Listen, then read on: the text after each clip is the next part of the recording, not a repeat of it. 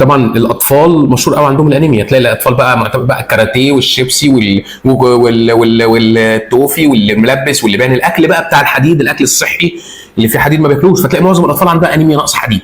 معظم الاطفال المدارس 99% من الاطفال اللي في المدرسه عندهم انيميا نقص الحديد. تلاقي الواد وشه مصفر ومدروخ ومسقط ومش مركز، تقعدي مع ابنك كده طول الليل تقعدي تحفظيه، يصحى الصبح ناسي ويسقط في المدرسه. اداؤه الدراسي ضايع بسبب ايه؟ اكله ضايع. اكله بقى معتمد على الشيبسي والبيبسي والحاجات الحلوه والكلام ده، كلام ملوش لازمه مضر. خلاص، فتلاقي معظم الاطفال عندها انيميا. لذلك دلوقتي بقى فيه اهتمام، المفروض يبقى فيه اهتمام من الامهات ان هم ياكلوا عيالهم اكل صحي، اكل غني بالحديد. خلاص، الوجبه المدرسيه المفروض يبقى عليها اهتمام ان يبقى فيها ايه؟ العناصر الناقصه في الاكل.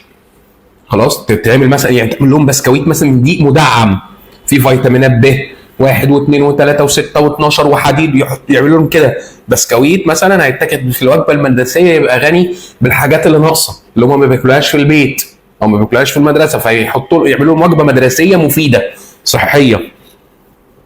ماشي يا دكاتره، عشان الولد يبقى ذكائه حلو وتركيزه كويس وشعوره بالتعب والارهاق يقل وصحته تبقى كويسه، فيقدر ما شاء الله يقدر يحصل في الدراسه كويس. تمام، فتلاقي نتائجه كويسه.